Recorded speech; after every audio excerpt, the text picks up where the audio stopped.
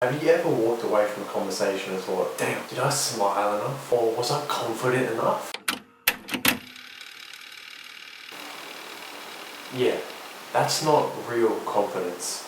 That's just anxiety in disguise. Today I want to talk to you about something that a lot of us, especially Gen Z, have dealt with at some point. Faking confidence. We hear it all the time, quote, fake it till you make it, but no one really talks about what it actually costs you. What are the real downsides of pretending to be someone you're not, just to look better in front of your peers? Because trust me, faking confidence isn't harmless. It messes with your mind, your relationships, and your sense of self-worth. There are 4 main points I'm going to discuss in this video, as well as a solution and an actionable step.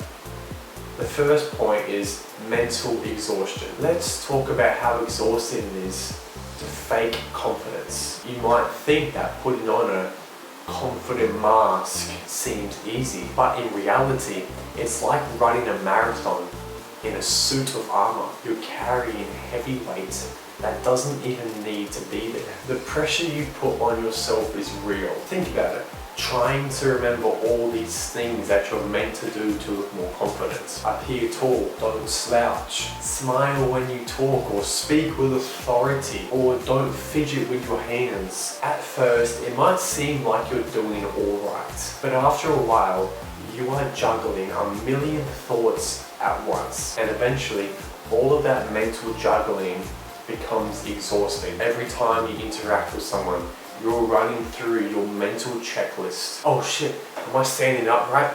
Is my smile on point? Did I stutter or speak too quickly? Am I coming across too confident, too awkward, or too nervous? It is a constant internal dialogue that never, ever lets up. And this mental energy, this mental battle that you're having in your head, it is taking a toll on your mental health. And you may not even realize it. It can lead to increased stress, increased anxiety, and burnout. Because you're not operating from a place of authenticity, you're constantly forcing yourself to be someone you're not. And let me tell you, that takes way more effort than just being yourself. When you act naturally in your own personality, you're not burning through all this extra mental fuel just to keep up this fake act that you're trying to be perceived as. And you're not fighting all your thoughts to try and keep an image. If you choose to be yourself, you burn less energy and you just start living again. Now onto my second point,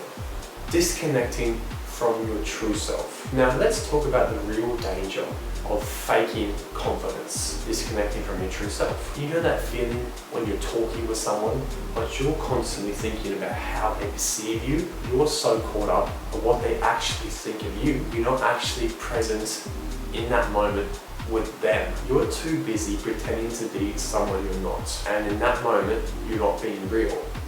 You're just putting on a show. That's exactly what happens when you start faking confidence. Over time, you start losing touch with the true version of yourself. Imagine this.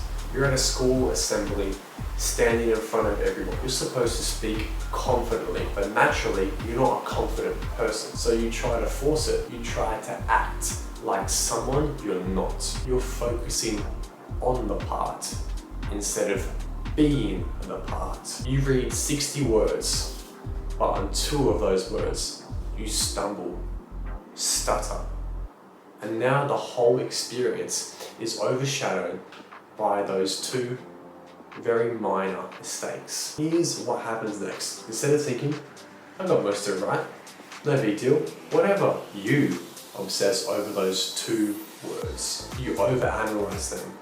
And in doing so, you create a gap between the version of yourself that you're trying to fake and the version of yourself that's actually who you are currently. What happens after this is truly damaging. You beat yourself up over those 2 small mistakes and push yourself even further away from the true version of yourself. You're so focused on perfecting this perfect image of being confident, and you forget to accept yourself for who you are, flaws and all. It's like in that moment, you stop listening to your own instincts and you start following someone else's script that's not yours. Over time, you will start to feel like you're living someone else's life, someone you think you should be, but who you not truly are. The more you fake it, the less you connect with your true self, and that creates inner tension, inner conflict, and it also leads to burnout, frustration, and deep dissatisfaction because you're just not being you. Point number 3, relationships. And it doesn't just stop with you. Faking confidence messes with how you interact with other people. When you're acting like someone you're not, it's harder to build trust with other people. People can pick up on disconnect. They can pick up on when you're performing instead of just being yourself and being present in that moment. They might not even be able to put their finger on it, but they know that something's off. Maybe it's the way your smile seems forced, or the awkward pauses in conversations when you're constantly thinking of the right thing to say. Instead of connecting with the person in front of you, you're busy managing your image, thinking about how you appear. You're so focused on being someone you're not, that you're not actually listening to them. You're not connecting with them authentically.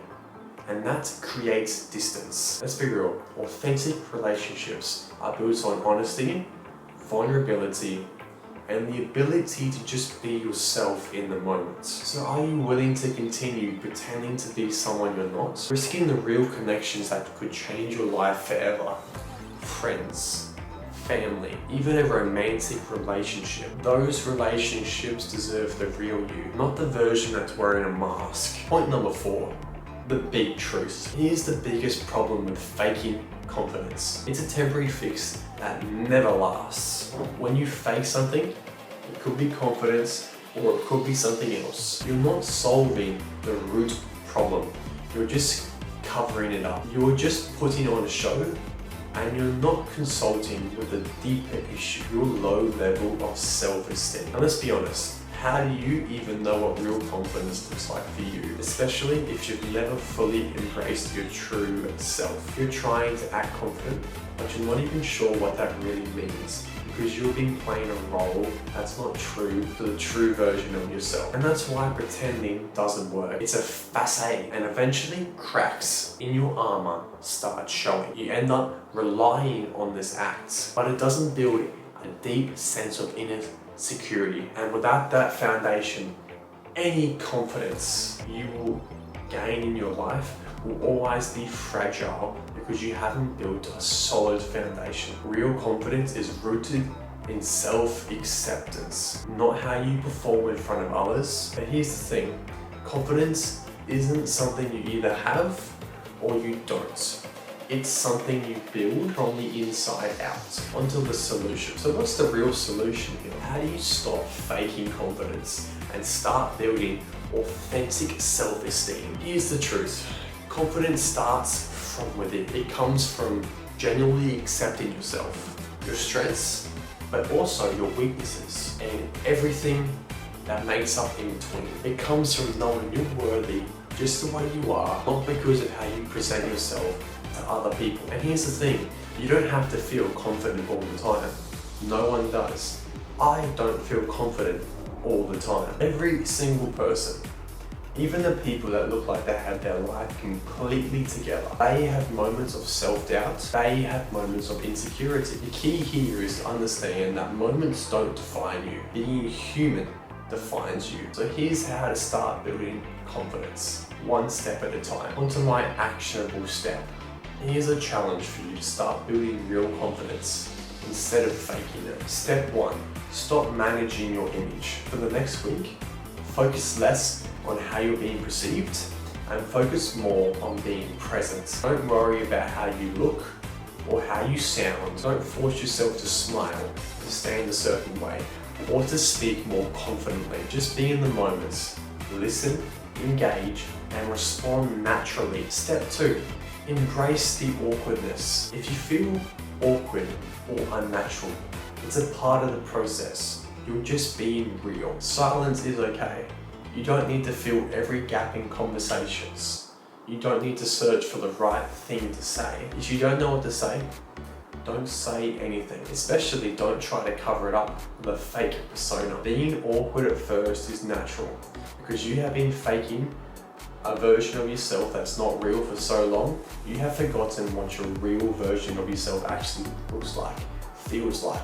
So it's going to take time for you to fully sink into your natural self again, to fully embrace that. Just accept that learning stage. Step 3, reflect every day. At the end of every day, ask yourself, when did I feel most like myself today? Focus on those moments. It's not about how many people noticed or how confident you seemed. It's about when you felt true to who you are. Step 4, share the experience. If you're up with it, share your experience with someone you trust. Or drop a comment below and let me know how it went.